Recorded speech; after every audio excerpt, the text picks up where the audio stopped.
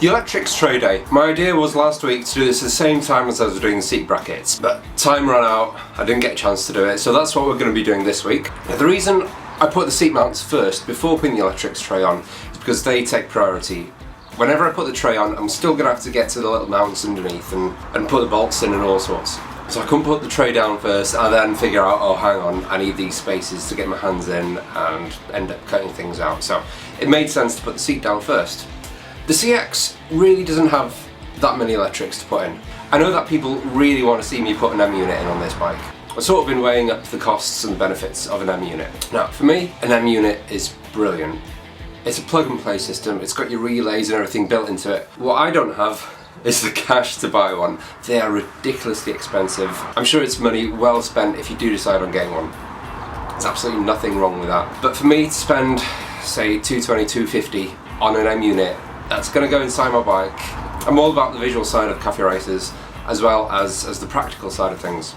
An M unit would benefit me vastly if I wasn't overconfident with electrics, if I wanted to create a completely new wiring harness. So I'm going to keep all the old electrical parts, reuse the wiring harness so I can live without an M unit. Of course, if Motor Gadget want to send me an M unit, please do.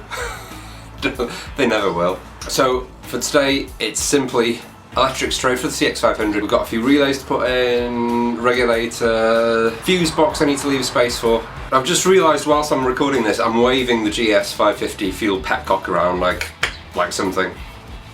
The reason I've got it in my hand is that I've been priming the tank. I'm just going to see now if it holds fuel. I'm not going to make a video of that, it's not really that interesting. But hopefully by the end of the day I can see if it actually holds fuel after filling it in with a pour 15. So a quick and easy video today of an electric tray. So what I'm going to put here is the regulator rectifier. That can slot on the underneath here. So luckily I've got this inch height bar here where you're not going to see anything from underneath, not unless you look from underneath up at it. So that can fit just about there. I need to create a plate now, a thin plate that goes around there to there.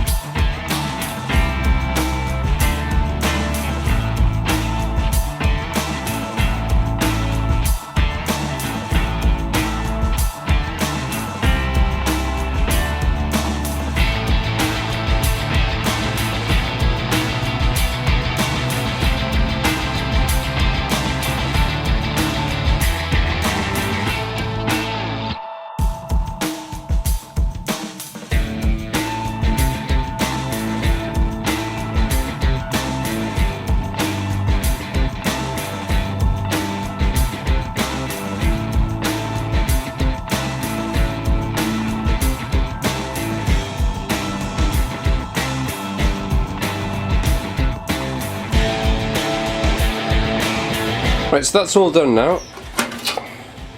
These are all loose for the time being. I don't know where exactly that's going to go. My sort of thinking is to put that there. Fuse box can go next to it. We've got these holes here for the wires and everything to go through. What I've got on here is a reverse sort of tray. So the regulator can sit under that now, so that can stay cool. But from the side view, there's absolutely nothing to see, so that's nice and out of the way. And it's the same thing with this electrics tray here. So from there, there's absolutely nothing to be seen. That's sticking out a little bit proud, but that's fine because the seat then has another sort of inch underneath that'll go around that, so that's fine. But all in all, I'm happy with that. And that's all there is for this video. It's honestly a straightforward process. I'm sure there are so many videos out there on YouTube, all showing electrics trays, bikes with electrics trays. I mean, it's an important part of the process. It's as simple as what you see. So in a nutshell, what I've created is sort of two separate trays, one the right way round, another one sort of, so a plate at the top, as if it was, where the regulator can then stick underneath it. So it's two separate sections, and then that's all there is for this.